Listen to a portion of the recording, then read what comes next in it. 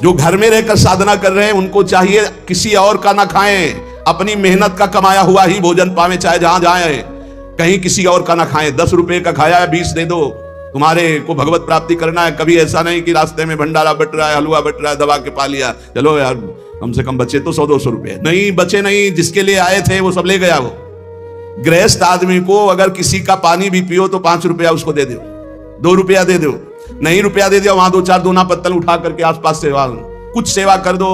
कोई तुम्हारे सुकृत ना लेने पावे भगवत प्राप्ति के मार्ग। अगर विरक्त है तो भिक्षान्नम औषधम, विषयों के सामने उपस्थित होने पर भोगने की इच्छा ना होना। गृहस्थ हो, तुम्हारे धर्म के विरुद्ध भोग का अवसर आ गया, हट जाओ, भाग जाओ, प्राण बचा लो, मत भोगना, नहीं तो भगवत प्राप्ति में बाधा। और विरक्त है, भोग सामग्री एकदम एकत्रित है, एकांत है, भोग लो, नहीं भोगना, क्योंकि मुझे भगवत प्राप्ति करनी है। नेत्र से, वाणी से, मन से किसी भी दूषित भोग को ना भोगना। नेत्रों से भी भोगना होता है। आप मोबाइल में देख रहे हो या छुप के देख रहे हो, ये ऐसा दृश्य देख रहे हो, ये नेत्रों से भोग हो गया, ये आपको नष्ट कर देगा। नेत्रों से बहुत नष्ट हो चुके हैं, नेत्र ही है जो दिखा करके भ्रष्ट हो गए। किसी के सामने ना, तो एकांत में नेत्र से भोग भोगना, वाणी से, मन से बिल्कुल दूषित वार्ता करना, दूषित संकल्प करना, दूषित दृश्य देखना है, भगवत प्राप्ति करना है तो चाहे गृहस्थ हो चाहे विरक्त, बचो इससे। किसी भी प्राणी से अतिवाद करना, बहुत बातें करना, मित्रता बना लेना, वैर कर लेना, ये सब नहीं। भगवत प्राप्ति के मार्ग में ये भीष्म पितामह जो उपदेश कर रहे हैं, किसी के सामने अभिमान भरा वचन बोलना, अभिमान भरी क्रिया करना, अभिमान भरी चेष्टा करना, जैसे अभिमान हो जाता है। अहंकार भरी बात, अहंकार भरी क्रिया, अहंकार भरी कोई चेष्टा ना करे। यदि तुम्हें कोई क्रोध दिला रहा है तो तुम क्रोध ना करके मीठे वचन से ही उत्तर दो। जब किसी के यहां भिक्षा मांगने जाओ तो वो तुम्हें आदर दे तो उस घर में मत बैठना, भीष्म पितामह जी का है ये उपदेश। यदि तुम्हें किसी कोई निमंत्रण दे तो कभी मत जाना। भगवत प्राप्ति करना है, ये विरक्त के लिए। अगर तुम्हें कोई आओ आज महाराज हमारे घर पाइए, कदापि मत पाना, निमंत्रण में कदापि मत पाना, ये भीष्म पितामह जी मना कर रहे हैं। और जब भिक्षा मांगने जाओ तो बहुत घरों से मत मांगो, कुछ नियम रखो, 4 घर 5 घर, मिले तो मिले, नहीं उपवास। अब ये नहीं कि पूरे गांव में टहली आए, नहीं, 5 घर 7 घर ऐसे नियम रखे जाते हैं कि हम सिर्फ 5 घरों में जाएंगे, मिले ना मिले। ये नहीं पूरे गांव में टहली आएगी, जब तक भरपेट के दोनों टाइम के लिए ना मिल जाए तो हम 50 घर मांग लिए। ये भिक्षान नहीं, भिक्षान 5 घर या 7 घर, आवाज लगाई नहीं मिला तो उपवास कर गए। निमंत्रण पाए हुए घर में कभी भिक्षा ना पाने जाए, ये भगवत को है कोई रहस्य। मूर्ख पुरुष जब आप परमार्थ में चलते हैं, आपका उपहास उड़ाएंगे, हो सकता है वो आपका तिरस्कार भी कर दे, मारपीट भी कर दे। आप अपने हृदय में दुख ना मानने, हृदय में आनंदित रहें, कोई प्रारब्ध भोग का नाश हो रहा है और उसको डांटे नहीं, उसको मारे नहीं, उसको पर चिल्लाए नहीं, वो तो निमित्त मात्र है, भगवान आपके प्रारब्ध का क्षय करा रहे हैं। यदि भगवत प्राप्ति करना, बहुत बार ये बातें आ गई है। आताताई पर भी कभी क्रोध करके उसे शाप ना दें। साप देने का मतलब है भजन का फल है। अगर भजन है, सच्चाई से चल रहे हो आप, अंदर से सोच ले बहुत सता लिया, अब तो भोगेगा, तो पक्का भोगेगा, इसमें कोई संशय नहीं, क्योंकि भजन एक अमोघ शक्ति है, जिधर जाएगी उधर। तो हमारा भजन मंगल के लिए कि अमंगल के लिए? तो कह रहे आताताई तुम्हें कितना भी सताए, तुम क्रोध करके उसे शाप आदि मत देना, कभी अंदर से बुरा मत चाहना। गृहस्थ के घर में जब धुआं निकलना बंद हो जाए, अब धुआं नहीं, गैस है, गैस के चूल्हा तो धुआं का कोई ज्यादा काम है नहीं। जब मूसल की आवाज आनी बंद हो जाए, भीष्म पितामह के समय मूसल से कूटा जाता था, अब तो मूसल से नहीं, तो मशीनों से है। और जब सब भोजन कर चुके तब विरक्त को भिक्षा मांगनी चाहिए, मतलब लगभग 2 बजे। भिक्षा मांगने के पश्चात किसी नदी के किनारे या किसी देवालय में एकांत में बैठकर भगवान को अर्पित कर उसे पाए। गृहस्थ अपने कमाई से पाए, अधिक भिक्षा मत ले। श्री पूज्य सदगुरुदेव भगवान ने कहा कि टुकड़ा या 1 रोटी, बहुत अगर नहीं मिला है 4-5 घरों में, आखिरी घर में 2 रोटी मिल रही तो बस 2 रोटी, तीसरी रोटी हुई तो भिक्षा नहीं मानी जाएगी। ये सदगुरुदेव भगवान के मुख्य वचन। शुद्ध भिक्षा 1 टुकड़ा, आधी रोटी, बहुत ज्यादा हो गया तो 1 रोटी। अब पता चला कि 5 घरों का आखिरी घर है, उसमें 2 रोटी मिल रही, तो फिर उससे 2 रोटी ले ले, तीसरी रोटी नहीं होनी चाहिए। जो अधिक भिक्षा ले लेता है उसे भिक्षान्न नहीं कहते हैं। ना मिलने पर प्रसन्न मुद्रा में वैसे ही शांत भाव से भजन करता हुआ दूसरे दिन जब अपने समय भिक्षा में जाता है, फिर उसी समय जाए। एक बार जब कोई बैठाल करके द्वार पर सम्मान पूर्वक, विनय पूर्वक भिक्षा दे तो उसी समय हट जाना चाहिए, उसकी भिक्षा नहीं लेनी चाहिए। आओ महाराज, आपके तो दर्शन बड़े भाग्य से, लाओ कुर्सी बैठा लो, लाओ माँ, गरम गरम रोटी बनाओ बाबा, उठे हो चल दे। द्वार में अंदर नहीं जाना है, द्वार में ही खड़ा और असम्मान पूर्वक भिक्षा, ना किसी का आसन ग्रहण, ना किसी के मृदु वचन, ना किसी की स्तुति, ना कोई अर्थ। जब रोटी मांगने निकले, किसी ने 10 रुपया दिया तो ऐसे कोई भिक्षुक है, भिखारी है इस बात के नहीं, केवल आचार्य आदेश प्राण पोषण के लिए अन्न, रोटी है तो दे, नहीं तो राधे श्याम चल दिया। सिंहवत व्यवहार, विविध प्रकार के व्यंजनों को न खाए। अरे भाई बहुत विचित्र। भगवान की प्राप्ति के मार्ग में सबसे ज्यादा इस रसेंद्री पर दृष्टि डालो। बहुत विचित्र खेल है, बहुत विचित्र, बहुत सावधान।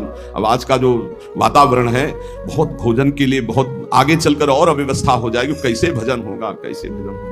भगवान को अर्पित करके दाल रोटी खाओ, खूब हरि के गुण गाओ। अगर इधर उधर खान पान करोगे तो हम पक्का कह सकते हैं भजन तो नहीं हो सकता है। भजन का नाटक भले आप कर लो, भजन का नाटक कर सकते हो।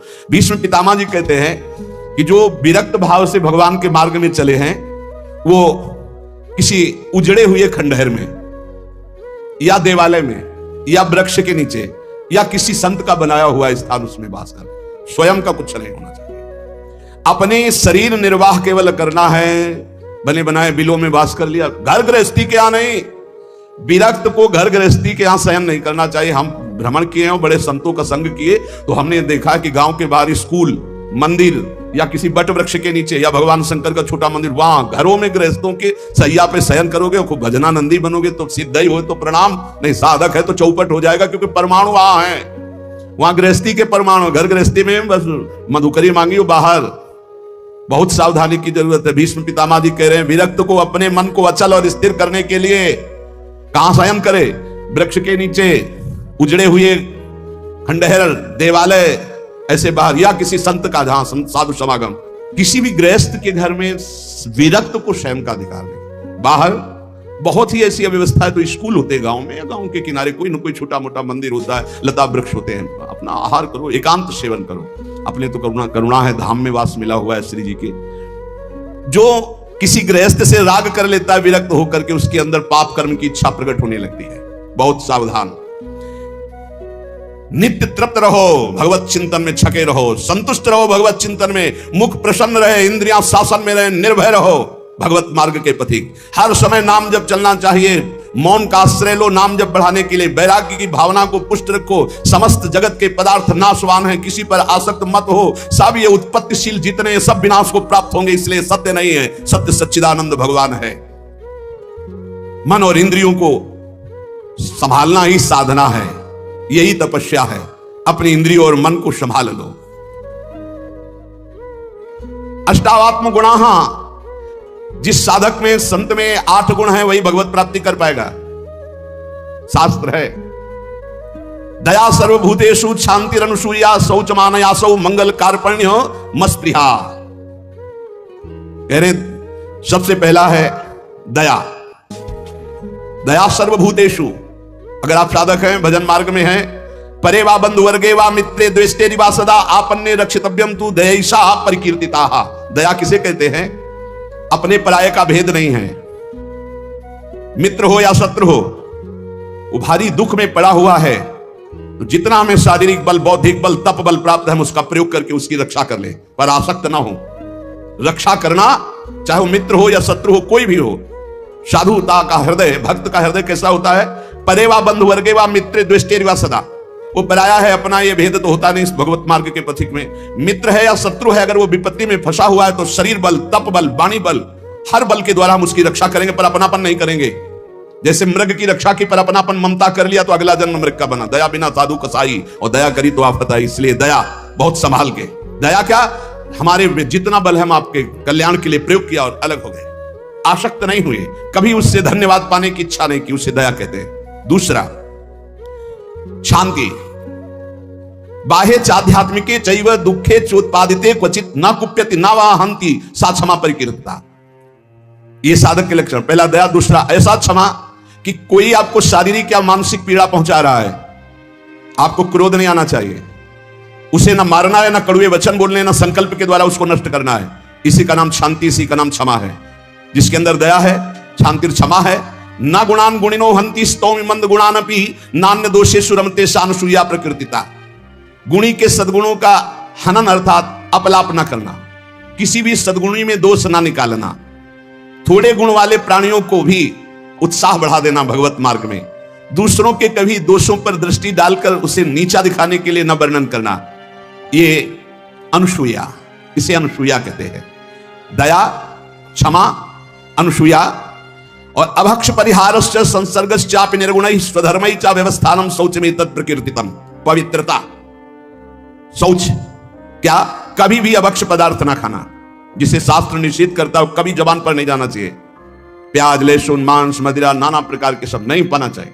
एक बोले दीक्षा लिए थे कि पत्नी तो दीक्षा नहीं ले, पर वो प्याज लहसुन बना के खाती हो, कहती हम कोई गुरु मंत्र थोड़ी लिए, अब हम क्या करें, फिर खाना ही पड़ता है। कैसे खाना पड़ता है? वो अपनी निष्ठा पे, तुम अपनी निष्ठा पे नहीं आ सकते। अपनी निष्ठा पे आना पड़ेगा, या वो बदले या तो तुम बदलो। तुम कंठी तिलक लेकर बदल गए कि तुम प्याज लहसुन खा रहे हो, पत्नी खा रही इसलिए नहीं भाई, दोनों हैं। एक ही जगह भोजन बनना है तो एक को तो सुधरना पड़ेगा, या तो फिर आप अपने लिए रोटी ले लीजिए और नमक से पा लीजिए। जय दिन आप नमक रोटी पाएंगे तय दिन उसका हृदय जलेगा और उसको सुधरना पड़ेगा, प्याज लहसुन छोड़ना पड़ेगा। लेकिन जो गुरुमंत्र लेकर के अभक्ष पदार्थ खाता है वो अपवित्र बुद्धि हो जाती है, भ्रष्ट बुद्धि हो जाती है, इसलिए बहुत सावधान। हमने कई बार प्रार्थना की कि प्याज लहसुन तमोगुणी है, वो भजन में बहुत बाधक है, इसलिए उसको कदापि नहीं पाना चाहिए। अभक्ष परिहारश्च, बासी भोजन, दूषित भोजन, ये अभक्ष जो पदार्थ बताया गया है उसे नहीं पाना चाहिए। दुर्गुण रहित प्राणियों का संसर्ग नहीं करना चाहिए। पवित्रता का मतलब केवल स्नान ही कर लेना नहीं है, अभक्ष पदार्थ नहीं खाना और कुसंग नहीं करना, कुसंग भी अपवित्रता है। और स्वधर्म में दृढ़ रहना, इसी को पवित्रता कहते हैं। पवित्र भोजन पाना, सत्संग करना और स्वधर्म में दृढ़ रहना सच्ची पवित्रता इसे कहते हैं। शरीरम पीड्यते येन शुशुभेनापि कर्मणा अत्यंतम तन्न कर्तव्य मनायासः च उच्यते। जो श्रेष्ठ भागवतिक कर्म के लिए अत्यंत कष्ट सहता है उसको अनायास तपस्या कहते हैं। भारी से भारी कष्ट को सहने के लिए तैयार है। बुखार है लेकिन हमें सत्संग में जाना है, शरीर पीड़ा में है लेकिन हमारी दिनचर्या है, हम प्रभु के दर्शन करेंगे जाके, हम सत्संग सुनेंगे जाके, हम अपने प्रभु की सेवा करेंगे, ऐसी होनी चाहिए। अनायास जो भगवत कृपा से तुम्हारे जीवन की पूर्ति के लिए आ जाए। प्रयास, विरक्त को प्रयास नहीं करना चाहिए, विरक्त को व्यापार नहीं करना चाहिए। विरक्त जो चाहे अनायासम। शरीरम पीड्यते येन शुशुभेनापि कर्मणा अत्यंतम तन्न कर्तव्य मनायासा च उच्यते। किसी भी तरह विरक्त भाव वाले को, गृहस्थ को मेहनत करके कमा के अपने पर शरीर का पोषण, और विरक्त को अनायासम आकाश वृत्ति या मधुकर वृत्ति, ऐसे भाव से व्यापार आदि करके बुद्धि भ्रष्ट हो जाएगी, हरि और गुरु से विपरीत बुद्धि चली जाएगी। अरे भाई तुम कितना कमा सकते हो, देनहार कोई और है, देत रहते दिन रैन, लोग भरम मुंह पे करे तासो दीचे नयन। अरे वो लक्ष्मीपति जैसे, अरे जो चाहिए नहीं हो हमारे को क्या, हम तो हमें प्रभु चाहिए, फिर कैसे? बहुत सावधान, बहुत सावधान। कभी कभी गुरुजन संकोच करते हैं तो इशारा उनका समझना चाहिए, और जब वो प्रकट कह दे तो भूल जाओ। अगर कदम उसी मार्ग पर रखोगे तो बहुत दूर निकल जाओगे, बहुत फिसल जाओगे। अनंत जन्मों के बाद अवसर मिला है माया से मुक्त होने के लिए। प्रशस्ताचरणम नित्य म प्रशस्ति विसर्जनम एतद् मंगलम प्रोक्तम मुनिभिस्तत्वदर्शिभी। सदैव गुरुदेव के उपदेश और शास्त्र सम्मत कर्म करना चाहिए, कोई भी अशुभ कर्म नहीं करना चाहिए। तत्वदर्शी मुनियों द्वारा बताए हुए मार्ग से सदैव मंगल होता है, इसे मंगल कहते हैं। स्तोकादपि प्रदातव्य मदीने नान्तरात्मना अहन्यानि यत्किंच कार्पण्यम ही तत् स्मृतम। अगर थोड़ी वस्तु मिली तो प्रसन्न रहो, अधिक मिली है तो प्रसन्न रहो, किसी भी स्थिति में असंतुष्ट मत रहो। प्रसन्नता ही सबसे बड़ी उपलब्धि है। संतुष्टायन केनवा, हर स्थिति में प्रसन्न रहना सीखो। मंगलम और अकार्पण्यम और अस्पृहा यथालाभेन संतोषा कर्तव्यो हृत वस्तुना परस्याचिंतित्वार्थम सा स्पृहा परिकीर्तिता। कभी दूसरे से इच्छा मत करो, कभी दूसरे के वैभव की याचना मत करो। जब प्रभु को आपको देना होगा तो बिना मांगे दे देंगे। संतोष धन धारण करो, अस्पृहा, ये जिसमें होते हैं उससे भगवत प्राप्ति होती है। पहला है दया, दूसरा है क्षमा, फिर तीसरा है अनुसूया, चौथा है शौच पवित्रता, फिर अनायास जीवन की पूर्ति, और मंगल कार्पण्य और स्पृहा रहे। ये दीनता नहीं होनी चाहिए भोगों के लिए, किसी से इच्छा नहीं होनी, और निरंतर भगवत चिंतन। अब कह रहे हैं कि ये 10 बातें भगवत मार्ग के पथिक को त्याग देनी चाहिए। परद्रव्येष्वभिध्यानम, दूसरे के धन का अपहरण करने की वृत्ति, चाहे विरक्त हो चाहे गृहस्थ हो। परद्रव्येष्वभिध्यानम मनसानिष्ट चिंतनम, जो मन से भी दूसरे के धन का चिंतन करने लगता है तो खुद उसका अनिष्ट शुरू हो जाता है। शास्त्र की बात मान लो। जिम हरि शरण ने एको बाधा, सुखी मीन जहां नीर अगाधा। तुम भगवान से विमुख होकर जीत पाओगे। पर द्रव्येष्वभिध्यानम, ये मायावी लोग मिल जाते हैं। अगर धन का चिंतन करोगे मिल जाएंगे। बहुत बहुत मारा घूम रहा है रुपया। रुपया के लिए भगवत मार्ग, चाहे गृहस्थ हो चाहे विरक्त, रुपया कोई भगवत प्राप्ति नहीं कराता, केवल भोग देता है। तो भगवान जैसे रखें वैसे धर्म पूर्वक चलो, अन्याय पूर्वक या चिंतन पूर्वक नहीं। चिंतन नहीं धन का, चिंतन हरि का। मनसानिष्ट चिंतनम, चिंतन करोगे तुम्हारा अनिष्ट कर देगा रुपया। ये संसारी पुरुष नहीं समझ, रात दिन उसी की चिंतन करते हैं, तभी डिप्रेशन में पहुंच जाते हैं। नाना प्रकार की कुभावनाएं प्रकट होने लगती है। जिसको इस जन्म में परमानंद की अनुभूति करनी है उसको सावधान। पारुष्य अनृतम चैव पैशून्यम चापि सर्वशा। अगर परलोक की प्राप्ति करनी, परम धाम जाना है, तो आप चुगली करना, निंदा करना, दूसरे की बातें करना छोड़ दो। दूसरे के धन का चिंतन, अपहरण करना छोड़ दो। मिथ्या भाषण, परनिंदा और असंबद्ध प्रलाप ये साधक में नहीं होना चाहिए। असंबद्ध प्रलाप, चुगली, निंदा ये जबान में नहीं होना चाहिए। और कह रहे हैं अदत्ता नाम उपादानम हिंसा चैवा विधानता परदारोप सेवा चा शारीरम त्रिविधम स्मृतम। बिना किसी के दिए हुए किसी वस्तु का स्पर्श मत करो। देने पर भी तब देखो कि तुम्हारे योग्य है कि नहीं। और परदाररति, क्योंकि ये गृहस्थ या विरक्त कोई भी भगवत प्राप्ति के लिए चले, उसके लिए किसी भी परदाररति, दूसरे की स्त्री के प्रति तनिक भी लगाव नहीं होना चाहिए काम भाव का। अगर काम भाव का जरा भी लगाव है तो तुम्हारा पतन हो जाएगा। बहुत विचित्र इस समय कलिकाल का प्रभाव चल रहा है, इस पर दृष्टि ही नहीं जा रही। ये जो व्यभिचार प्रवृत्ति है इसको एक मनोरंजन मान लिया गया है, इसको एक खिलवाड़ मान लिया, इसे एक सीमा में रखा गया है। एक सीमा में रखा, पाणी ग्रहण संस्कार कर स्वीकार करके फिर धर्म पूर्वक चलो, वैराग्य हो जाएगा। अधर्म पूर्वक चलोगे आसक्त हो जाओगे। परदाररति ये नरक प्राप्ति का हेतु है। इसलिए उपासक जो भगवत प्राप्ति करना चाहता है अशुभ कर्मों से बचे, परदाररति से बचे। किसी भी तरह से जो अपवित्र वस्तु दी जाए उसको स्पर्श न करे। हमारे लिए क्या पवित्र? विरक्त के लिए हम भगवत मार्ग के पथिक हैं, जितना हमें चाहिए उतना मांग लेंगे। जो नहीं चाहिए हमारे लिए सब अपवित्र, हमें नहीं चाहिए, नहीं चाहिए। और गृहस्थ के लिए धर्म पूर्वक कमाई हुई वस्तु किसी के दान दक्षिणा या किसी का यह सब स्वीकार न करे, बहुत हानिकारक होता है। दोषै प्रयुक्ता शरीरेण प्रवर्तमानो हिंसास्ते प्रसिद्धो मैथुनान्याचरति। जो दोषों को स्वीकार करके इस मार्ग में चलता बहुत बुरी तरह चारों खाना चित्त गिरता है। परमार्थ में कई तरह के मैथुन होते हैं, उन मैथुनों से बचे। अष्ट मैथुनों का वर्णन आया है। एक कुकर्म आचरण करने वाला कभी भगवत प्राप्ति के मार्ग में अग्रसर ही नहीं हो सकता। इसलिए शास्त्र है बहुत सावधानी से। गृहस्थ हो चाहे विरक्त, अगर शुद्ध सच्चिदानंद का आनंद लेना चाहते हो, दुखों से अपने आप को बचाना चाहते हो, तो हर प्रकार के मैथुनों से बचने की चेष्टा करें। पर प्रीडयन, दूसरे को कभी दुख न दे। मिथ्या भाषण, कठोर भाषण, यह सब कुकर्म के अंतर्गत ही आता है। परद्रोह, अन्याय पूर्वक पर द्रव्य ग्रहण नास्तिकता पैदा कर देता है। पर द्रव्य अन्याय पूर्वक ये नास्तिकता पैदा कर देता है, भगवान से बिल्कुल विमुख कर देता है। भगवान छूट गए तो सब मिला मिलाया, सब प्राण छूटने के बाद कुछ नहीं तुम्हारे पास। भगवान है तो सब कुछ है, नास्तिकता ना नहीं पावे। पर द्रव्य ग्रहण से अन्याय पूर्वक, न्याय कहते हैं जो धर्म शास्त्र आज्ञा करते हैं, अन्याय पूर्वक धन ग्रहण करना ये नास्तिकता पैदा कर देता है। नास्तिकता क्यों आई है? क्योंकि पापाचरण है, तभी नास्तिकता आती है।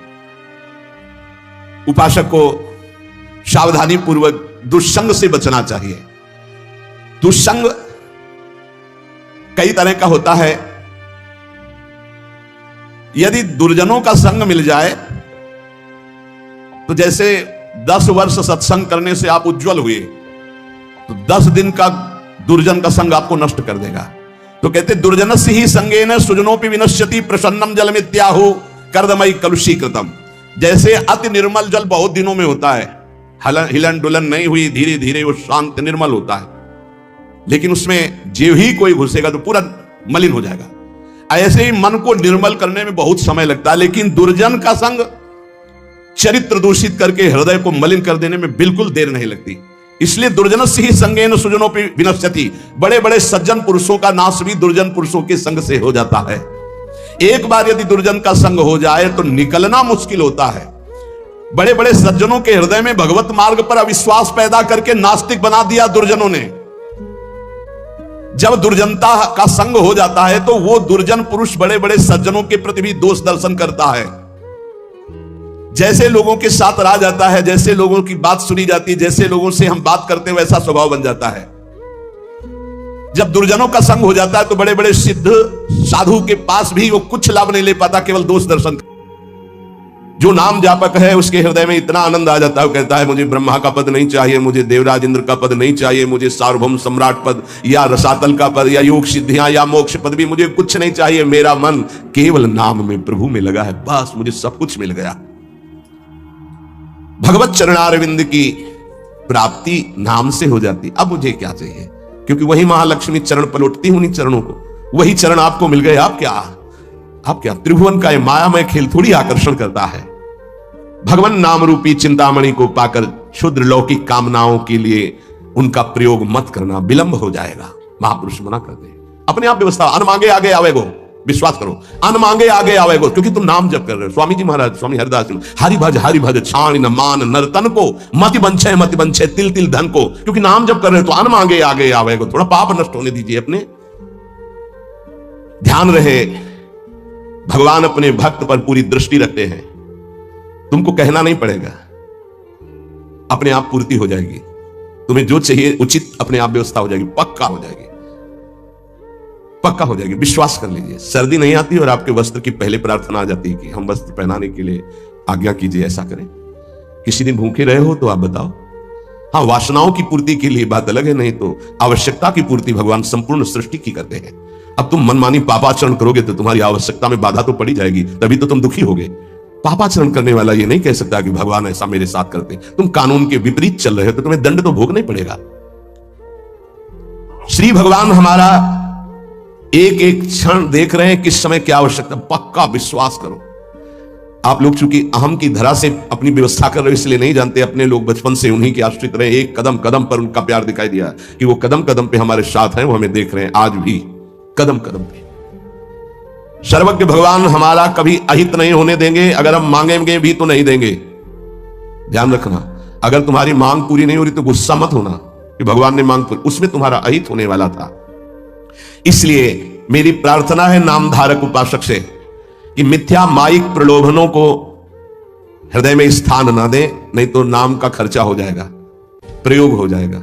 हे, मणियों से बने हुए रत्न जटित पात्र को देकर कांच बदले में लेना कैसा रहेगा? मूर्खता कही जाएगी ना। मणिगण पुंज ब्रजपति छाणत हित हरिवंश कर गई कंचु। अगर प्रभु के भजन के बदले में संसार की कोई वस्तु पदवी ले रहे हो तो बहुत धोखे में हो गए तुम। मानो महामणियों से रत्न जटित पात्र को देकर कांच की प्लेट ले ले। इस दृष्टि से विचार करने पर भगवान जैसा हितैषी कोई है नहीं। अगर तुम मांगो भी तो इतनी छूट दे दो भगवान को कि प्रभु मेरे अंदर चाह है कि हो जाए, पर आप देख लेना अगर उचित हो तो, अनुचित लगे तो मेरे मांगने पर भी कदापि पूरी मत करना। भारी से भारी विपत्ति में भी तुम मुस्कुरा सकते हो, केवल नाम जापक हो तो, अन्यथा नहीं। परम आनंद, नए नए आनंद मांगल्य का स्रोत अंतःकरण में नाम उफान कर देता है। पकड़ो ये बात। नए नए आनंद, नया नया मंगल, नवम नवम, नयो नेह नव रंग नयो रस नवल श्याम वृषभान, ये नवम नवम। बड़े मजे की बात है कि नाम धारक साधक में असीमित प्रेम जागृत कर देता है, परम मांगल्य उपस्थित कर देता है। दुनिया का कोई भी ताप उसके हृदय में नहीं प्रवेश कर पाता। दुख और दैन्य से छुटकारा मिलकर शाश्वत शांति सुख को नाम प्रदान कर देता है। प्रभु का नाम सच्चिदानंद में परम चिंतामणि, परम कल्पतरु है। तुम जो चाहो प्राप्त कर सकते हो। अगर नाम जब चलता रहा तो कामना की भी पूर्ति हो जाएगी। वो कामना फंसा नहीं पाएगी, आप आगे बढ़ जाओगे यदि कामना करोगे तो।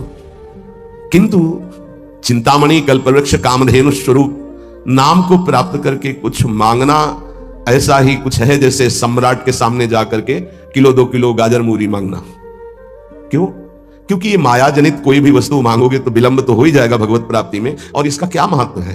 ये तो पूर्व प्रारब्ध व सुख दुख आते रहते हैं, इनको मांगने की जरूरत नहीं। मांगो तो सीधे प्रभु को मांगो। संसार क्यों मांगो? संसार के मालिक को मांग लो, आप मिलो। ये तो अपने आप पीछे पड़ा रहेगा, पक्का समझो। ऋषेंद्री अच्छे अच्छे पदार्थ पाना चाहती, जनेंद्री शरीर भोग करना चाहती, श्रवणेंद्री मनोरंजन सुनना चाहती, एक एक इंद्री प्रकृति के सुखों को भोगना चाहती, जहां नाम मात्र केवल है, सुख नहीं है। लाख प्रवचन करे, लाख प्रवचन सुने, इंद्रियां और मन अपनी ही दशा में रहती। सोचो उन महापुरुषों को जिन्होंने, ये तो बहुत छोटी बात है सहना, भीषण यातनाएं दी गई उनके शरीर में कि आप अपने धर्म को छोड़ दीजिए, यातनाओं को हंसते हुए स्वीकार कर लिया। चित्त व्यथित हो जाता है कि प्रभु आपका विधान केवल महापुरुष ही सह सकते हैं, वही समझ सकते हैं, नहीं तो प्रश्नवाचक चिन्ह खड़ा हो जाएगा। आप कहां थे जब ऐसा हो रहा था? तो आप कहां थे? आपका व्रत है, करो सदा तिनके रखवारी, महिमा सुनी है, सीम की चाप सके को ताशु, बड़ रखवार रमापति। फिर ऐसा, पर वो प्रश्नवाचक चिन्ह शरणागति अधूरी कच्ची होने के कारण होती है। उन महापुरुषों का अपना अस्तित्व ही नहीं रह जाता है, केवल स्वयं भगवान ही बैठे होते हैं। तब ये स्थिति, उपासक सुख दुख को न देखे, इष्ट देव को देखे, अनुकूलता प्रतिकूलता को न देखे, अपने धर्म को देखे, अपनी उपासना को देखे, तभी वो आगे बढ़ सकता है। सच्ची कहते हैं, हृदय रो पड़ता है इन महापुरुषों की निष्ठाएं देख करके कि वाह कैसी धर्म निष्ठा है। देह प्राण ते प्रिय कछु नहीं, किसी का भी हो, देह और प्राण बहुत प्रिय है, लेकिन इन महापुरुषों ने, गुरुजनों ने देह प्राण की किंचन मात्र परवाह नहीं की। धर्म के लिए हम छोटी सी वस्तु भोजन, छोटे से इंद्रियों के भोगों के लिए अपने धर्म का त्याग कर देते हैं। महापुरुषों ने अपने प्राणों का त्याग कर दिया, लेकिन धर्म नहीं त्यागा। ये जब तक निष्ठा नहीं आती तब तक हम अपने आराध्य देव के प्रताप, महिमा और उनके प्यार को नहीं समझ सकते।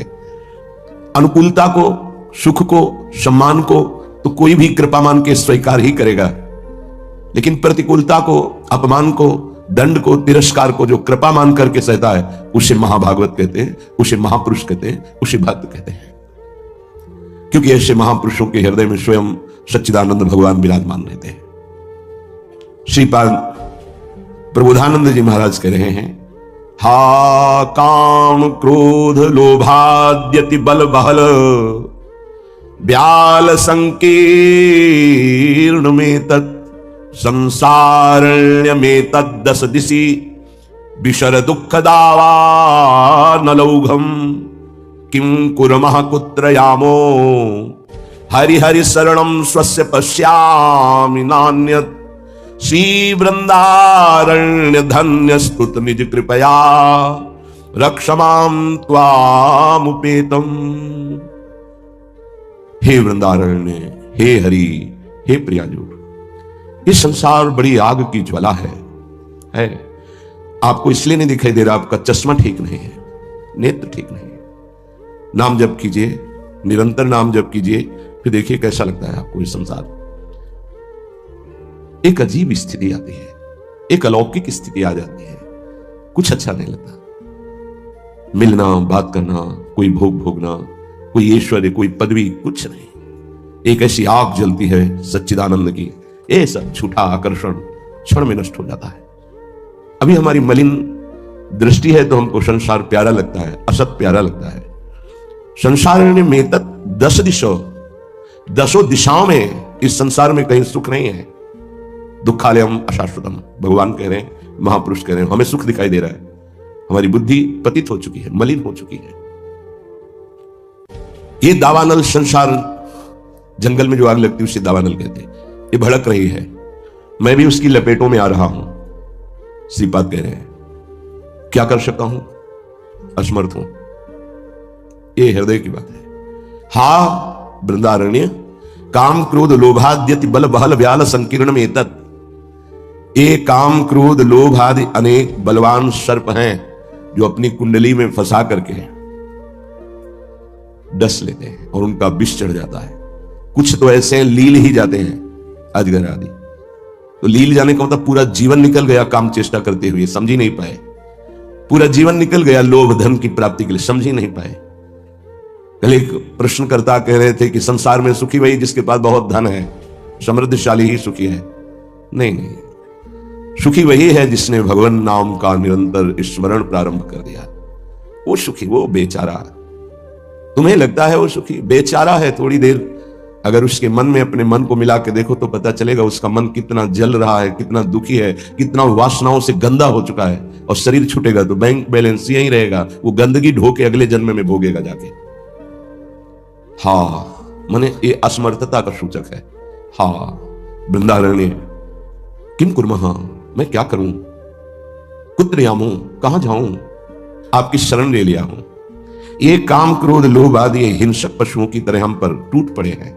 या ब्याल वहल ब्याल संकीर्ण में तत्, इन्होंने हमें फंसा लिया है। देखो महापुरुष ये निर्विकार हैं, ये हमारी स्थिति को भांप कर बोल रहे हैं ऐसा। ये काम क्रोध लोभ आदि, ये ब्याल सर्प की तरह मुझे अपने में बांध लिया है। जब सर्प बांधता है तो प्रतिपल वो अपने पाश से कसता जाता है, उसकी हड्डियां चूर चूर होती जाती है, फिर वो उसे निगल जाता है। ऐसे ही काम क्रोध लोभ मोह मद मत्सर ये ब्याल की भांति हमको फंसा चुके हैं। हम असमर्थ हो चुके हैं और हमको डस लिया है, इसलिए जहर चढ़ गया है। मेरे को कोई झुका नहीं सकता, मैं धनी हूं, ऐसे न जाने कितने जहर की तरंगें उठ रही। कहां जाऊं, क्या करूं, हे हरि हे वृंदावन धाम, आपके सिवा मुझे कोई शरण में स्वीकार नहीं कर सकता। पक्का कोई स्वीकार नहीं, सब स्वार्थ के वशीभूत है, सब असमर्थ है। कौन मेरी रक्षा कर सकता है? क्योंकि अगर किसी को पुकारो कि मेरी काम से रक्षा कर दो तो खुद काम से पीड़ित है।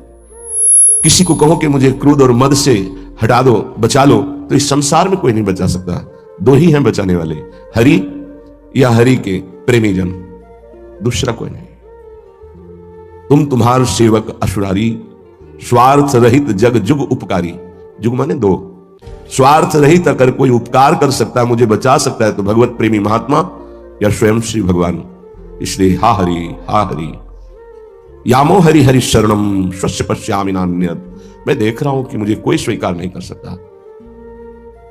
अच्छे सद्गुण और स्वार्थ की पूर्ति होती हो तो सब हाथ मिला लेंगे, लेकिन जब दुर्गुण अपने ऊपर शासन कर रहा हो और किसी की स्वार्थ की पूर्ति हमसे ना हो तो हमसे कोई बात नहीं करेगा, कोई नहीं बात करेगा। किसी से हम बात करना चाहें तो वो घृणा और त्याज्य भाव से देखेगा, गंदा आदमी, क्या है इसके पास। लेकिन ऐसे को भी अगर कोई गले लगाता है तो दो, एक भगवत प्रेमी महात्मा और एक भगवान, दूसरा कोई नहीं। भगवत प्रेमी महात्मा और भगवान कहने को दो हैं, वो एक ही है। या तो हित तो कीजे कमल नयन सो, जा हित आगे सब हित लागे फीको, कह हित कीजे साधु संगति दो, जो कलमश जाए सब जी को। दो की ही बात स्वामी हरिदास जी महाराज ने भी की है। या तो कमल नयन बांके बिहारी से अपनापन कर लो, हित कर लो, प्रीति कर लो, वो स्वीकार कर लेंगे, आप कैसे भी हो वो गले लगा लेंगे। और या साधु संगति शो, वो भगवान और भगवान के जनों में अभेद है, तस्मित् जने भेदा भावात्, वो वही हो जाता है उनके चिंतन के प्रभाव से। तो जैसा स्वामी का स्वभाव वैसा सेवक का स्वभाव, जैसा स्वामी का प्रभाव वैसा सेवक का प्रभाव हो जाता है। हरि और हरि प्रेमी संत जन, ये दो ही हैं जो शरण में स्वीकार करके महापापी को भी परम पद में आरूढ़ कर देते हैं।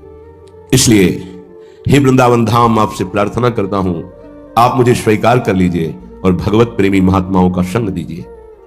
धन्य है वो, प्रशंसनीय है जिन्होंने आपकी कृपा प्राप्त कर ली है। वृंदावन की कृपा रसिक संग सुखकारी, पक्का समझना। सीधा हम वृंदावन श्री लाडली जी की कृपा से आना होता है और धाम की कृपा से भगवत प्रेमी महात्मा का संग मिलता है। ये धाम के शरणागत जितने प्रेमी जन हैं, धाम कृपा न करे तो पास से निकल जाएंगे, आप जान भी नहीं पाओगे। जब धाम कृपा करता है तो प्रकाशित कर देता है, जिसका कल्याण करवाना होता है उसके सामने उसका वैभव, उसका प्रभाव, जिससे उसकी श्रद्धा और विश्वास दृढ़ होकर उनके चरणों में समर्पित हो जाए। जब किसी महापुरुष का आश्रय दृढ़ हो जाता है तो फिर एक काम क्रोध लोभ मोह मद मत्सर थर्राने लगते हैं, इनकी सामर्थ्य नहीं होती। ये भगवत शरणागत पर तो परीक्षार्थ प्रभाव दिखा सकते हैं, लेकिन भगवत प्रेमी महात्मा की शरणागति जिसने स्वीकार की वहां परीक्षा भी नहीं, क्योंकि उनकी दृष्टि रहती है। हम तभी परास्त होते हैं जब उनकी अवहेलना कर देते हैं। महापुरुषों की अवहेलना ही काम क्रोध लोभ आदि को आक्रमण करने का अवसर देती है। यदि हम महापुरुषों के अधीन वृत्ति रखें तो काम क्रोध आदि की वृत्ति का प्रवेश भी नहीं हो सकता। बड़ी सामर्थ्य है भगवत प्रेमी महात्माओं के सानिध्य में, सच्ची बात मानना। क्योंकि अनंत महिमा युक्त प्रभु का नाम, प्रभु के चरणारविंद का आश्रय दृढ़ होता ही उन्हीं से है। भजन न होई संग बिनु भजन बिना नहीं प्रेम। ये जो प्रेम मूल यह नाम है, प्रेमी रसिक जपति यह नाम, प्रेम मगन निज बन विश्राम श्री हरिवंश जहां रहे। ये प्रेम का मूल नाम मिलता ही प्रेमी महाभागवतों से है और उसका प्रभाव प्रेमी बना ही देता है, निर्विकार बना ही देता है। भला मृत्यु दंड जैसा सामने भय उपस्थित हो और फिर कोई नाम कीर्तन कर रहा हो, कैसे आश्चर्य की बात है कि शरीर को बड़ी पीड़ा पहुंचानी, बहुत प्रकार से प्रताड़ित करना, नाना प्रकार के दुख एक साथ उपस्थित हो जाए और वो गीत गा रहा हो, बड़ा मुश्किल। ये निष्ठा का प्रभाव होता है। नाम जिसके हृदय में गुरुदेव प्रदत्त नाम प्रकाश कर दिया। कल से शाम टाइम से बहुत हृदय व्यथित हुआ जब महापुरुषों के चरित्रों को अवगाहन हुआ, बार बार केवल रोना ही आ रहा था कि आप जैसी निष्ठाएं अगर किनका मिल जाए तो जीवन धन्य हो जाए। कल गुरुदेव तेग बहादुर सिंह जी महाराज का पावन चरित्र एकदम भाव में आया, पढ़ रहे थे। कश्मीर के पंडितों को जब औरंगजेब ने हुक्म किया कि सब इस्लाम धर्म को स्वीकार करो नहीं तो कत्लेआम कर देंगे, और किया उसने बहुत कत्लेआम, समय दिया उसने। भागे वो लोग। उस समय महामहिम गुरु गादी पर तेग बहादुर सिंह विराजमान थे, उनकी चरण शरण में आए और कहा आप ही हमारे रक्षक हो, आप ही हमारी रक्षा कर सकते हो।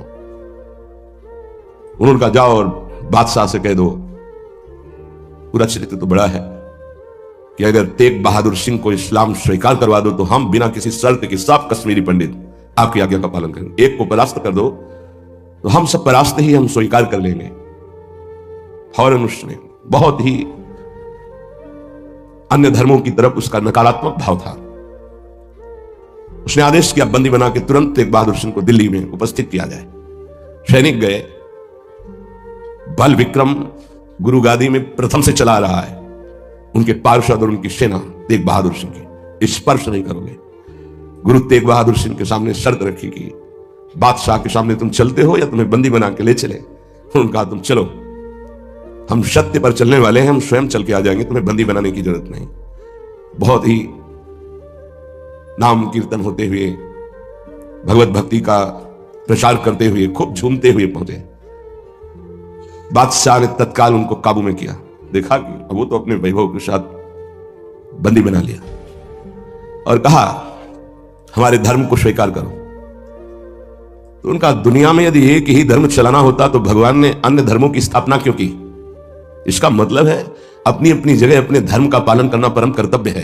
तो तुम अपने धर्म में मुझे कैसे बदल सकते हो? तुम्हारी सामर्थ्य नहीं है। बड़ी कष्ट परिस्थिति प्रकट की उसने, बहुत ही क्रूर। तुम्हें सुख घसीटेगा, कदम नहीं बढ़ा देना सांसारिक सुख की तरफ। दुख तुम्हें भयावह लगेगा, कदम उसी की तरफ बढ़ाना।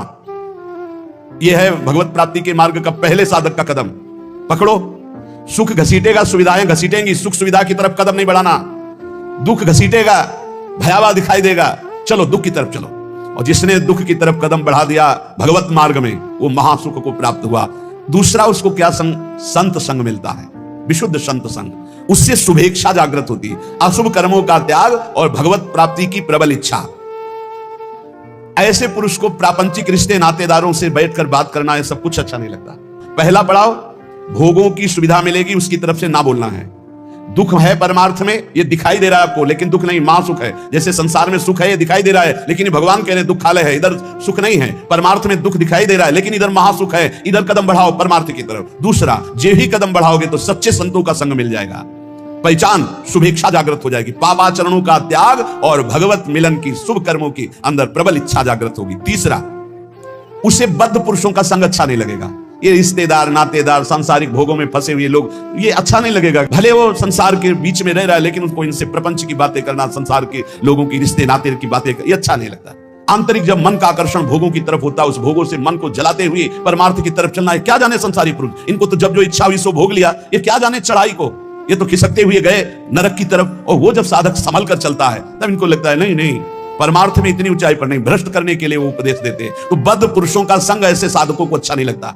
उसको अच्छा लगता है भगवत प्रेमी महात्माओं का संग, भगवत मार्ग की चर्चा करने वाले, कैसे हम माया पर विजय प्राप्त करें, कैसे भगवान से अनुराग प्राप्त करें।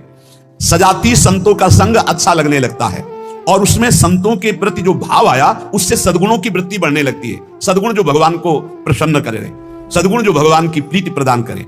प्रपंच से पूरा मन हट जाता है उस साधक का।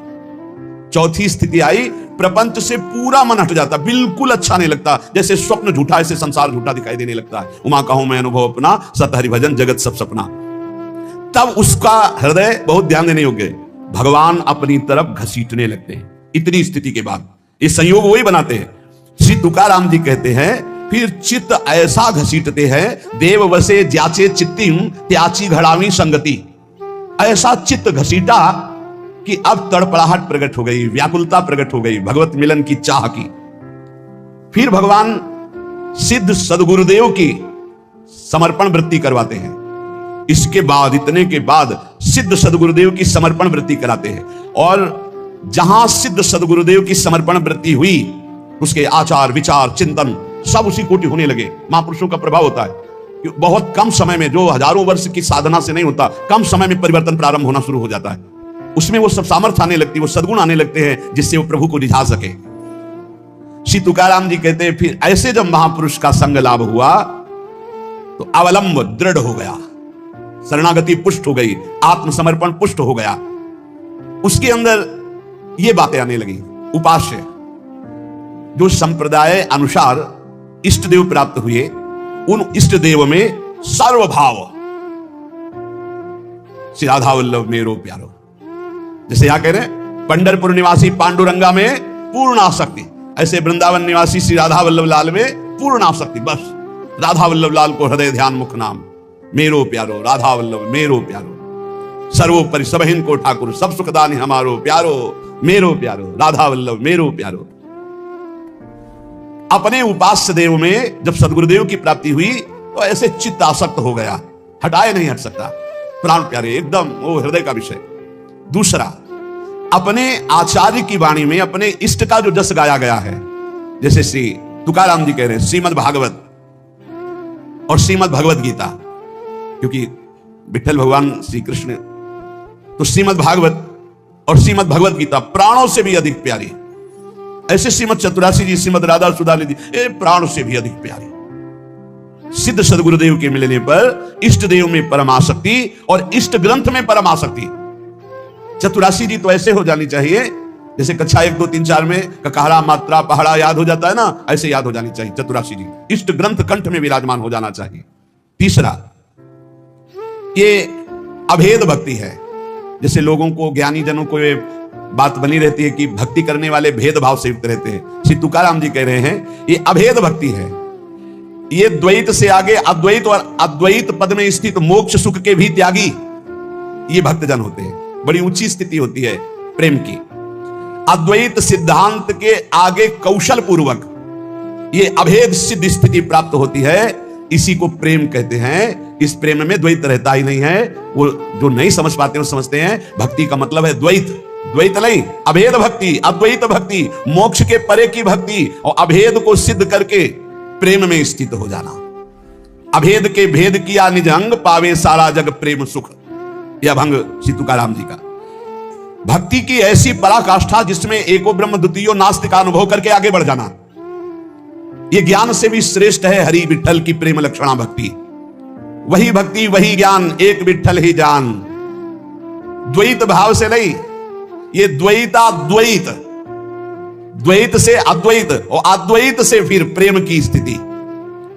चौथा, मुख्य साधना गुरुदेव के द्वारा जो बताई हुई पद्धति है, उसमें विशेष रूप से दो बातों की विशेषता, एक तो नाम कीर्तन की विशेषता और एक गुण कीर्तन की विशेषता। भगवान की लीला कथाओं का श्रवण कथन और नाम कीर्तन, ये दो प्रेम लक्षणा भक्ति के लिए विशेष साधन है। और गुरु कृपा से दोनों खूब जोर से चलते हैं। अखंड नाम कीर्तन चलता है और वाणी लीलाओं का गायन चलता रहता है।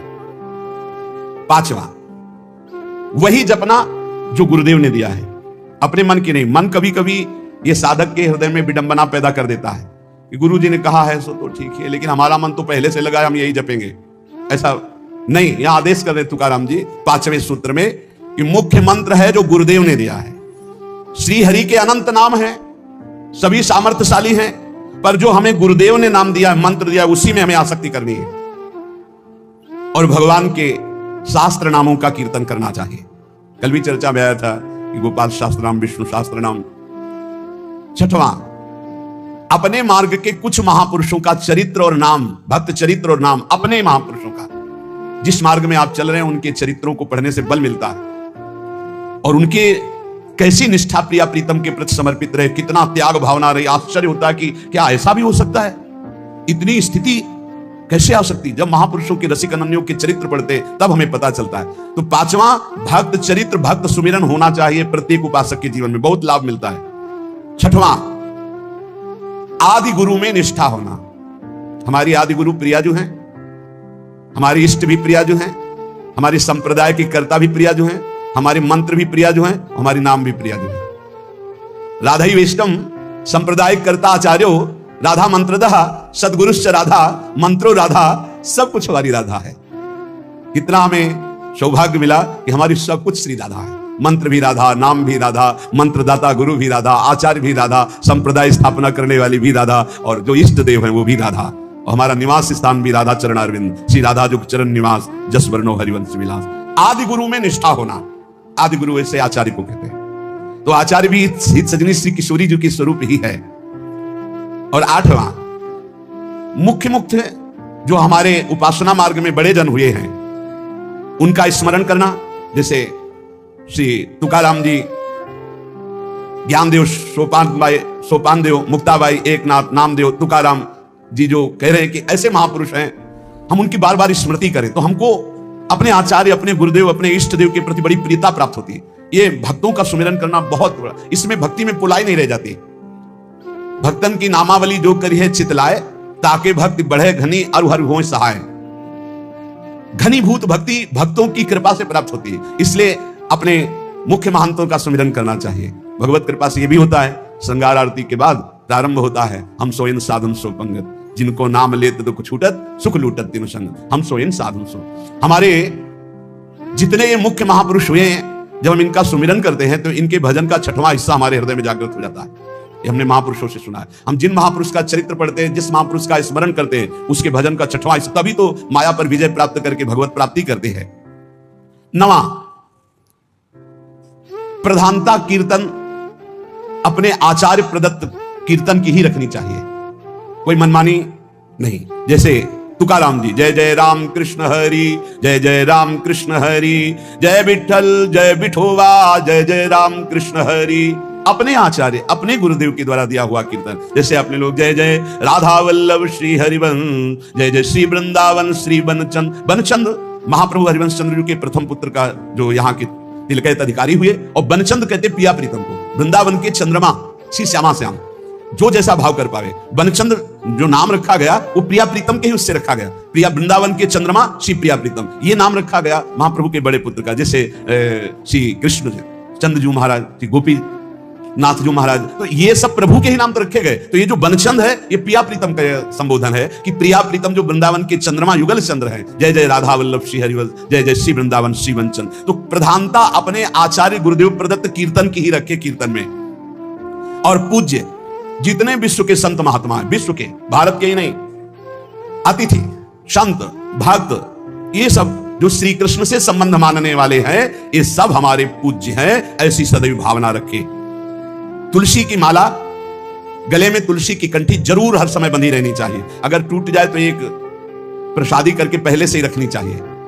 प्रत्येक साधक को एक प्रसादी तुलसी पहले से अपने पास रखनी चाहिए। कभी कंठी अगर भंग हो जाए तो जब तक उसे हम ठीक ना करवाएं तब तक नई तुलसी की कंठी बांध लें, और अगर वो ठीक होने लायक नहीं तो यमुना में प्रवाहित कर दे। अगर ठीक होने लायक है तो गुरु प्रदत्त कंठी पुनः ठीक करवा के उसी को बांधे। पर जब तक नई कंठी हमारे पास प्रसादी नहीं होगी तो फिर हमारा गला खाली रहेगा। एक मिनट भी खाली गला नहीं रखना, ये हमारी वैष्णव पद्धति है। गले में तुलसी की माला और नाम जप के लिए तुलसी की माला, गले में तुलसी की कंठी और तुलसी की माला से ही नाम जप होता है। हमारा जो वैष्णव जनों का नाम जप होता है वो तुलसी की माला से होता है। श्री तुकाराम जी कह रहे हैं, महाव्रत निरंतर भगवान का चिंतन करना, और जैसे उनके मार्ग में एकादशी व्रत रहना, रात भर कीर्तन करना, शिवरात्रि का व्रत रखना, कृष्ण जन्माष्टमी का व्रत रखना, और पंडरीकनाथ की यात्रा करके रात में जाके कीर्तन करना। 12वां, महातीर्थ, अपने इष्ट देव के संबंध से जो तीर्थ स्थल है उनमें यात्रा करना या वहां वास करना। अपने लोगों को तो परम सौभाग्य स्वामिनी जी ने दे दिया, वृंदावन वृंदावन वास, नित्य उनकी लीला स्थली, यही लीला कर रहे हैं। महातीर्थ श्री तुकाराम जी अपने क्षेत्र में कह रहे हैं, जैसे पंढरपुर, त्र्यंबकेश्वर, आलिंदी, पैठण, सासवड़, चंद्रभागा और महान संतों के स्थान गंगा, गोदा, यमुना, तीर्थ, काशी, द्वारिका, जगन्नाथ, इन सब की यात्रा करना वैष्णव जनों का, अपने लोगों की अनन्य निष्ठा, व्रत 84 कोष, श्रीधाम वृंदावन, बस ये अनन्य निष्ठा है। 13वां वर्ज, ये बातें कभी नहीं होनी चाहिए वैष्णव में।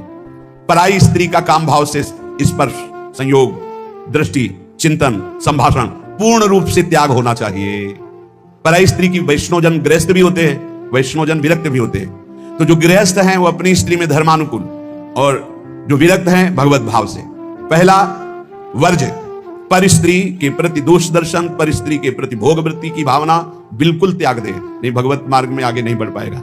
दूसरा, छल कपट आदि करके दूसरे का धन अपहरण करने की बात रखना कभी नहीं होना चाहिए। दिखावा करके, दंभ करके, पाखंड करके, किसी भी तरह से दूसरे से धन अठने की इच्छा रखना, फिर आप वैष्णव पद्धति में फिसल जाएंगे, आगे नहीं बढ़ पाएंगे। तीसरा, किसी की भी निंदा करना नहीं करना, पर निंदा बिल्कुल ना सुननी है ना करनी है। अगर वैष्णव धर्म में स्थित रहना है, परमानंद प्राप्त करना है, पहला नियम किसी भी माता बहन के प्रति काम भाव नहीं। दूसरा नियम किसी के भी धन को किसी भी तरह से ठगाई ना करे। तीसरा, पर निंदा ना सुने ना पर निंदा करे। चौथा, जो संतों ने भोजन निषेध किया वो नहीं करना चाहिए।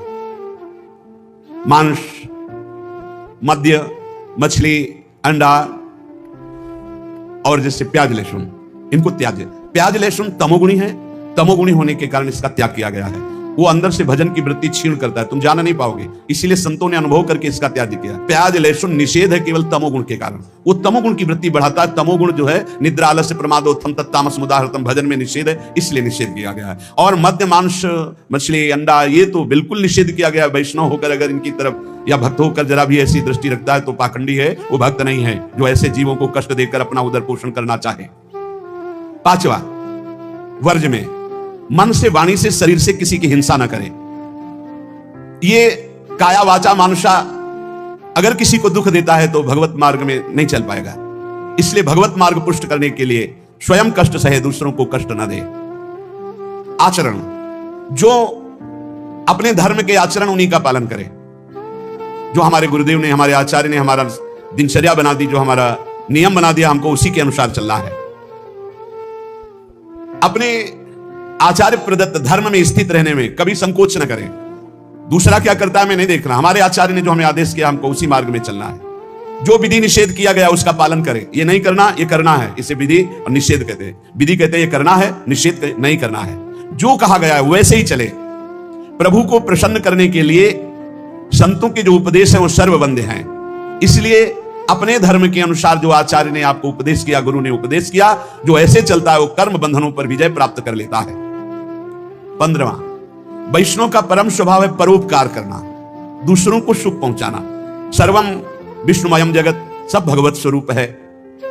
वैष्णव का धर्म है समस्त भूतों में भगवत भाव करके व्यवहार करना। कई बार चर्चा की कि किसी से व्यवहार करना तो पहली दृष्टि पड़ने पर उसमें राधा वल्लभ लाल देखो, मेरे प्रभु राधा वल्लभ लाल विराजमान हैं। अगर भगवत भाव नहीं किया तो पुण्य क्रिया भले हो जाए, वो भगवान की प्राप्ति कराने वाली क्रिया नहीं। इसलिए अच्युत भावना विहीन कर्म का ज्यादा महत्व नहीं। भगवत भावना युक्त किसी से भी कुछ भी परोपकार, ये बहुत बड़ा धर्म है। कोई बीमार है, कोई कष्ट में है, कोई वृद्ध शरीर है, हमें अवसर मिले तो हमें सेवा करनी चाहिए। अगर हमारे पास अर्थ है, कोई बीमार है, वो अर्थ की अव्यवस्था कारण सही औषधि नहीं उसकी हो पा रही, हमें कूद पड़ना चाहिए, हमें सहयोग करना चाहिए। धन की सार्थकता है इसी बात में कि दूसरों को हम सुख प्रदान कर सके। परोपकार सबसे बड़ा धर्म है। परहित सरिस धर्म नहीं भाई, पर पीड़ा सम नहीं अधमाई। श्री तुकाराम जी महाराज कह रहे हैं कि जब हृदय में भ्रांति उत्पन्न हो जाती है, भ्रांति क्या, भगवान में सुख है ये ना मानकर, भोगों में सुख है ये मानकर जब जीव बहने लगता है तो लुभायमान हो जाता है भोगों से, तो उसको सुख नहीं मिलता। यद्यपि जहां भोग भोग रहा है वहां भी परमात्मा है, क्योंकि परमात्मा के बिना कहीं कोई सत्ता ही नहीं। तो कह रहे हैं वो ऐसे लोग हैं जैसे जोंक या चीचड़, जैसे थान के पास ही वो चीचड़ लिपटा हुआ है पर वो दूध नहीं पिएगा, वो खून चूसेगा। ऐसे ही जहां तुम भोग दृष्टि कर रहे हो वही परमात्मा है, उसमें ही परमात्मा है। और सही पूछो तो वही परमात्मा है। क्योंकि जड़ चैतन्य वही बना हुआ है। तुम जिसे भोग दृष्टि से देख रहे हो, कीचड़ की तरह तुम दुख भोग रहे हो, उस सुख सिंधु परमात्मा को नहीं समझ पा रहे। जैसे जोक है लिपटेगी वो खून ही पिएगी, जैसे मेढक आदि है तो वहीं इस तालाब में है पर सरोवर में खिला हुआ कमल है, उसको पराग को नहीं पान कर पाएंगे, पराग का पान भौरा ही करता है। ऐसे वैष्णवजन भौरे हैं और भगवत विमुख ये चीचड़ जोंक और मेढक के समान टर टर व्यर्थ बातें करना और दूसरों को दुख देना, सुख भोगने के लिए हिंसा आदि तक में उतर जाना। वैष्णव पराग सेवी भगवत आनंद सेवी भौरे के समान है। सदाचरण नाम जप और नाम निंदकों से दूर रहना। जो भगवान के नाम की निंदा करते हैं, ये जोंक हैं, ये खून पिएंगे, ये चीचड़ हैं, दूध नहीं पिएंगे, परमानंद नहीं भोगने वाले, ये नाना प्रकार के क्लेश भोगने वाले, ऐसे लोगों से दूर रहो जो भगवान की निंदा करते हैं, भगवान के नाम की निंदा करते हैं, भगवत मार्ग की निंदा करते हैं, वैष्णवों की निंदा करते हैं। भगवान का नाम एक नौका है, जो भगवान का नाम जपता रहता है मानो सुदृढ़ नौका में बैठा हुआ है। बिल्कुल चिंता मत करो, आप नाम जप करो, निश्चित आपको भगवत प्राप्ति हो जाएगी। श्री तुकाराम जी कहते हैं भव सिंधु के पार ले जाने वाली सुदृढ़ नौका नाम है। बस बैठ गए नाम में तो अब किसी की मत सुनो, ये आपको पार कर देगी। और तो और की बात रही, गोस्वामी जी कह रहे नाम लेत भव सिंधु सुखाही, करो विचार सुजन मन माही। नाम लेते भव सिंधु सूख जाएगा, है ही नहीं जहां पार होना हो। खूब नाम जप, ये देखो बड़े बड़े महापुरुषों की बातें हम इसलिए खोज खोज कर आपको सुनाते हैं, आपका दृढ़ विश्वास हो जाए। नाम एक सुदृढ़ नौका है, जो खूब नाम जप करता है उस सुदृढ़ नौका में बैठा हुआ भव समुद्र पार हो रहा है। बिल्कुल किसी की बात मत सुनो। बड़े बड़े सिद्ध महापुरुषों के जीवन चरित्रों को पढ़ के देख लो, केवल भगवान नाम से ही सिद्ध हुए हैं। जितने भी उच्च कोटि के महापुरुष हुए, तुकाराम जी सदैव भगवान के धाम को गए। जितने भी महापुरुष हुए आप उनके चरित्रों को पढ़ के देखो, आपको नाम मिलेगा। नाम जीवन में नाम जितना उतना ही वो महापुरुष हुए। बीज पेड़ से ही प्रकट होता है, पर पेड़ बीज से ही प्रकट होता है। बताओ भाई, बीज फूटता है तब पेड़ प्रकट होता है और पेड़ से ही बीज प्रकट होता है, तो पहले क्या हुआ? बड़ा विचित्र है। ऐसे ही नाम से नामी प्रकट होता है और नामी से ही नाम प्रकट होता है। निर्णय करना कौन बड़ा है, को बड़ छोट कहता अपराधु। तुकाराम जी कहते हैं पेड़ के पेट में बीज है तभी तो फल रूप में आकर फिर बीज बनता है, और बीज के पेट में पेड़ समाया हुआ है। ऐसे ही भगवान में नाम विराजमान है तभी परिचय होता है, और नाम में भगवान विराजमान है तभी दर्शन होता है। नाम को पकड़ लो। निर्णय करना बड़ा मुश्किल है कि पहले पेड़ की पहले बीज, क्योंकि बीज के बिना पेड़ नहीं और पेड़ के बिना बीज नहीं। कैसे पर निर्णय कर पाओगे? बोले पेड़ बड़ा तो बोले बीज के बिना पेड़ कहां से आ गया, तो बोले बीज बड़ा तो बोले पेड़ के बिना बीज कहां से आ गया। बीज के बिना पेड़ नहीं, पेड़ के बिना बीज नहीं, तो पहले कौन हुआ, पेड़ हुआ कि बीज हुआ? निर्णय करना मुश्किल है। सर्वलोक महेश्वर भगवान का नाम बीज है और भगवान पेड़ है। ऊर्ध्वमूल मधा शाखाम अश्वत्थम प्राहुरभ्यम, गीता जी में कह रहे उसी पेड़ का बीज है नाम, और उसी नाम के पेट में पूरे के पूरे भगवान के ज्ञान वैराग्य भक्ति रूप लीला सब समाया हुआ है। बीज है भगवान का नाम। श्री तुकाराम जी कह रहे हैं पंडित हो या बालक हो, मूर्ख हो या विद्वान हो, जो नाम को पकड़ लेता है वो सब ज्ञान प्राप्त कर लेता है। सब ज्ञान, बात पकड़ लीजिए।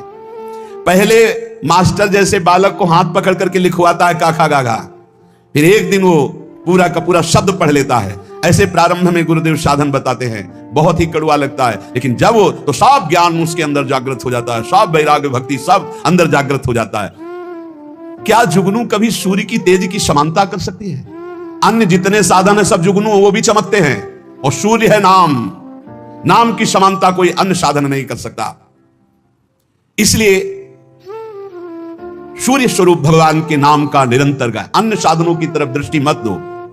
अखिल जगत महासुख से पूर्ण नजर आएगा जिस समय निरंतर नाम चलेगा। लीला मात्र भगवान का एक माया क्षेत्र है, एक लीला मात्र। ऐसे तर जाओगे तुम्हें समझ भी नहीं पड़ेगा, सुख पूर्वक संसार से तर जाओगे। इस मायाजाल से समाप्त होने के लिए तुकाराम जी कह रहे हैं केवल मुख से तुम नाम उच्चारण करो, भवबंधन अपने आप छिन्न भिन्न हो जाएगा। केवल नाम उच्चारण करो। ये बड़े बड़े महापुरुषों के वचन हैं। भाव सिंधु से पार हो जाओगे बिना प्रयास के, सुख पूर्वक यदि नाम जप करोगे। नाम जप की रुचि और बढ़े, इसीलिए ठाकुर सेवा का सौभाग्य मिला है। जैसे जैसे हृदय पवित्र होगा अपने आप नाम जप स्फुरित होने लगता है। तो जब ठाकुर सेवा का तुम्हें अवसर मिले तो जरूर दौड़ भागो, क्योंकि वो नाम जप में प्रीति बढ़ाएगा। ठाकुर सेवा, श्री जी की सेवा, ये तुम्हारे भजन की वृद्धि कर देगी। इसमें कभी ऐसा मत सोचो कि एकांत में बैठकर अगर मैं नाम जप करता तो ठीक था, ये हमको तो सेवा में लगना। सेवा से नाम जप की प्रीति और बढ़ती है। अगर देवालय में सेवा मिले या अपनी कुटिया में ठाकुर सेवा विराजमान करके मिले, देखो भाट की तरह उनकी स्तुति करो और तुच्छ नीच भाव रखकर अपने को उनकी सेवा में लगा दो, तो तुम्हारे हृदय में नाम सतत चलने लगेगा। जैसे सूतमागध बंदी जन राजा का गुण गाते हैं, ऐसे दैन्य होकर के प्रभु के गुण गाओ। देखो ना बड़े बड़े महापुरुषों के, सूरदास जी के अश्रु चल रहे, पद गा रहे, ठाकुर जी बैठे सुन रहे। ये भगवत मार्ग है, प्रेमियों का मार्ग है। इसमें अलग दैन्य भाव होकर पद गायन कर रहे और एकदम अपने को नीच समझ करके प्रभु की सेवा में लगे। बड़ी कृपा है जो हमसे सेवा करवा रहे हैं, नहीं तो पापाचरण भी तो शरीर से हो सकते हैं। दो बातें यदि हो रही तो तुकाराम जी कह रहे हैं कि नाम जब बहुत शीघ्रता से निरंतर चलने लगेगा। यदि श्री जी की सेवा और श्री जी के गुणों का गायन, लीला गायन दैन्य होकर, जैसे राजा के सामने कुछ चंद धन के लिए सूतमागध बंदीजन उनका जस गाते हैं, ऐसे हम प्रेम के लिए अपने आराध्य देव का जस गाते हैं। श्री तुकाराम जी कह रहे हैं कि बड़े बड़े देवता भी इच्छा करते हैं कि मृत्यु लोक में मानव देह में हमारा जन्म हो जाए, तो हम ऐसा भजन करेंगे कि भगवान को प्राप्त कर लेंगे, स्वर्ग से भी ऊंची स्थिति प्राप्त कर लेंगे। और तुम मृत्यु लोक के भोगों में फंसकर भगवान को छोड़ रहे हो। तुकाराम जी कह रहे हैं स्वर्ग के देवता इच्छा करते हैं कि कभी भगवान हम पर कृपा करें, हमें मृत्यु लोक में मानव देह दे दे, जिससे मैं भजन करके भगवान को प्राप्त करूं। और तुम मृत्यु लोक के भोगों में भगवान के भजन को छोड़ रहे हो। स्वर्ग के देवता स्वर्ग और स्वर्ग के भोग छोड़कर मृत्यु लोक में मानव देह में आकर भजन करके भगवान को प्राप्त करना चाहते हैं। आपको सहज में अवसर मिला मानव देह, अब मृत्यु लोक के भोगों में फंस करके नाम जप मत छोड़ो। इंद्रियां ये कलह करती ही रहेंगी यदि भगवत प्राप्ति नहीं हुई थी। मुझे ये भोग भोगना है, नेत्रेंद्रिय कहेगी मुझे देखना है, श्रवणेंद्रिय कहेगी मुझे सूंघना है, जनेंद्रिय कहेगी मुझे भूंगना। ये सब इंद्रियां, घ्राणेंद्रिय सूंघने की तरफ, श्रवणेंद्रिय सुनने की तरफ, भोग इंद्रियां भोगने की। कितनी कलह है। ये कलह तब तक बनी रहेगी जब तक भगवत प्राप्ति नहीं होगी। कल एक प्रश्न कर रहे थे कि मैं बैंक में ऑफिसर हूं, मेरी कामना थी कि मैं एक बड़ा पदाधिकारी बनूं, तो बन गया, लेकिन मुझे शांति क्यों नहीं मिली। मैं अधिकारी हूं, मेरे पास सब भोग सामग्री जो मैंने कामना की थी सब, फिर भी मन अशांत क्यों रहता है। एक ही कारण है, मन को विश्राम भगवान के चरणों से ही मिलेगा। तब लग कुशल न जीव को सपने हो मन विश्राम, जब लग भजत न राम को शोक धाम तज काम। कह रहे हैं यहां तुकाराम जी, इंद्रियां परस्पर कलह करती रहेगी जब तक भगवत साक्षात्कार नहीं होगा। जब इंद्रियों में अशांति, मन में अशांति, तो तुम्हें शांति का कैसे अनुभव हो जाएगा। देखो बहुत ज्ञान की बात, तुम शरीर के रोम गिन सकते हो लेकिन भगवान की विभूतियों को नहीं गिन सकते। और जब तुम नाम जप करोगे तो सारी विभूतियां आप पर कृपा करेंगी, सारी विभूतियां आप पर कृपा करेंगी। मेरी जिससे प्राप्ति होती है वो शुद्ध पुण्यात्मा होता है। शुद्ध पुण्यात्मा वही है जिसके मुख में मेरा नाम होता है। तुकाराम जी कह रहे हैं, श्री भगवान कह रहे हैं मेरी जिससे प्राप्ति होती है वो शुद्ध पुण्यात्मा होता है। शुद्ध पुण्यात्मा कौन होता है? जिसके मुख में मेरा नाम होता है। जो मेरा अनन्य गति का होता है उसी को प्रेम प्राप्त होता है, और जो मेरे नाम का अनन्य हो जाता है उसे मेरी अनन्य गति प्राप्त होती है। पकड़ो महापुरुषों के वचनों को, पकड़ो, सब नाम है, सब नाम। जैसे गर्भिणी स्त्री को परोसा गया तो उसको जब तृप्ति हुई तो गर्भस्थ बालक को पुष्टता अपने आप प्राप्त हो जाती है। ऐसे ही जब भक्त प्रसन्न हो जाता है तो भक्त के हृदय में विराजमान भगवान अपने आप संतुष्ट हो जाते हैं। तो नाम जप करे और भक्तों की आराधना करे, अपनी कोई स्वतंत्र इच्छा ना रखे, अपनी इच्छा को भगवान की इच्छा में समर्पित कर दे। माली जल को जिधर ले जाता है उधर ही जल प्रवाहित होने लगता है। हमारे जीवन बगीचा के मालिक है भगवान गुरुदेव, जिधर वो हमको ले जा रहे हैं हमको उधर ही बहते चले जाना है। अगर उधर नहीं जाओगे तो प्रवाह फूट पड़ेगा और गलत दिशा की तरफ चला जाएगा। तुकाराम जी कह रहे हैं मधुर और विशद आनंद देने वाला भगवान का नाम है। देखो जल में भेद नहीं होता, जल सब में गिरता है, लेकिन अपने भावानुसार उसका स्वरूप अलग हो जाता है। जल तो ईख में भी गिरता है तो वही जल मधुर गन्ने का रस बन जाता है, और जल धतूर में भी गिरता है जिससे उसका फल पुष्ट होता है, वो जहर बन जाता है। जल केले में गिरता है जिससे कपूर बन जाता है। जल सीपी में गिरता है तो मोती बन जाता है। जल तो समान भाव से बरसता है लेकिन अधिकारानुसार उसका फल अलग अलग हो जाता है। तो जो उपासक भगवान में डूबा हुआ है वो महामधुर रस विशद आनंद विभिन्न विभूतियों का कृपा पात्र बन जाता है। और जो भगवान से विमुख है तो कृपा उनको भी की मानव दे दिया है, पापाचरण करके अपने जहर जैसा जीवन बना लेते हैं, अशांति में जीवन बना लेते हैं। चित्त मगन होकर के जब नाम गुणगान करता है, जब वाणी कंठ अवरुद्ध होने लगता है, शरीर में रोमांच हो जाता है, आंखें अधकुली और अश्रु वर्षा होने लगती है, शरीर में आनंद की लहर तरंगायमान होकर कंपायमान शरीर को कर देती है, ऐसा जब सुख प्रकट होता है तो जीव की जीव दशा नष्ट हो जाती है और वो भगवत स्वरूप हो जाता है। बनावटी नहीं, स्वाभाविक स्थिति। जब नाम गुण कीर्तन करते हुए ऐसी मस्ती छाती है, आपाद मस्तक, शरीर के चरण से लेकर मस्तक तक रोमांच हो गया, आंखें अधखुली हैं, चेष्टा रहित है, आनंद जल अश्रु रूप में बरस रहा है और ऐसी लहर आनंद की उठ रही कि शरीर कंपायमान हो रहा है। महासुख अलौकिक रस जब प्रकट होता है ऐसा, तो जीव की जीव दशा नष्ट हो जाती है और अपने स्वरूप में स्थित हो जाता है। संसार में रहते हुए, क्रिया करते हुए कोई कैसे मुक्त हो सकता है बिना अक्रियत्व आए? क्योंकि जो क्रिया करेगा उसका कर्म बनेगा, कर्म बनेगा तो वास्तव में भोक्तव्यम कृतम कर्म शुभाशुभम। तो कह रहे हैं तुकाराम जी, नटनाट्य अवधे संपादिले सोंग, ये जगत का जो नाटक का स्वांग रचा है उस परमात्मा ने रचा है। तुम भी उसी स्वांग के एक हिस्से हो, बस स्वांग मात्र करो, सच्चाई से नहीं। तुम न किसी के सच्चे पति हो, न किसी के पुत्र हो, न किसी के पिता हो, न किसी की पत्नी हो, तुम भगवत स्वरूप हो। स्वांग मिला है, स्वांग करो। सच्चाई है कि मैं ईश्वर के नाम रूप लीला धाम में निरंतर चित्त को जोड़े, ये सच्चा नहीं है, झूठा है। ना तुम कुछ दिन के जो बने हुए पति हो, ना शाश्वत पति नहीं हो। तुम पहले नहीं थे, बाद में भी नहीं रहोगे, बीच में कुछ दिन के हो, लेकिन शाश्वत है सच्चिदानंद प्रभु। श्री तुकाराम जी कह रहे, नटनाट्य अवधे संपादिले सोंग, ये स्वांग है, ये नट का नाट्य है, बिल्कुल नाटक जैसा करो। सत्य है भगवत नाम, भगवत रूप, भगवत लीला। क्या कोई अंगारों की सेज पर सुख की नींद सो सकता है? तो उत्तर आएगा नहीं। तो क्या खटमल की चारपाई पर सुख की नींद सो सकता है? तो बोले नहीं। तो बोले ऐसे ही भोग वासना, नाना प्रकार की गंदी वासना, ये क्या तुम्हें सुख चैन से सोने देंगी? अनंत जन्मों से जलते हुए चले आ रहे हो, आगे भी जलना पड़ेगा। नहीं, आगे बढ़ो, संसार के मार्ग में नहीं, भगवत मार्ग में, तभी सुख से विश्राम कर। वो स्वामी तुलसीदास जी करे, जाकी कृपा लवलेस ते मतिमंद तुलसीदास हूं, पायो परम विश्राम, राम समान प्रभु नाही कहूं। पायो परम विश्राम, आप चैन की नींद। काहू के बल भजन को काहू के आचार, व्यास भरोसे कुंवर के सोवत पाव पसार। चैन की नींद, ये अंगारों की सेज पर पड़ना है, जो भोगों में, जो नाना प्रकार की वासनाओं, मानो खटमल की चारपाई पर। कहां चिंता शोक भय से युक्त कहीं नींद आती है? जब तक देह भाव है प्यारे कि मैं स्त्री हूं, मैं पुरुष हूं, तब तक बंधन को प्राप्त हो। भाव ही देह भाव को नष्ट करेगा, भगवत भाव कर्म बंधनों को नष्ट करेगा। दही मत कर जब उससे मक्खन निकाल लिया जाता है तो मक्खन छाछ में डालने से ऊपर ही रहता है, कभी डूबता नहीं है। जब तक मथा नहीं गया था तो एक में ही एकम एक था, और जब मथ कर दही को मक्खन निकाल लिया गया तो फिर उसे छाछ में छोड़ दो, फिर नहीं मिल सकता। ऐसे ही खूब नाम जप करके पहले जीवत तो नष्ट कर दो, फिर संसार में रहोगे तो ऐसे रहोगे जैसे छाछ के ऊपर मक्खन रहता है, कभी मिल नहीं सकता। तुकाराम जी कहते हैं, दही से पहले मथ करके मक्खन अलग कर लो, फिर मिलाना भी चाहोगे तो चाहे जितना प्रयास करो मिलेगा ही नहीं।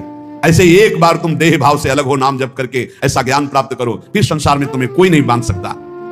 प्यासा प्यासे की हालत जानता है, भूखा भूखे की हालत जानता है।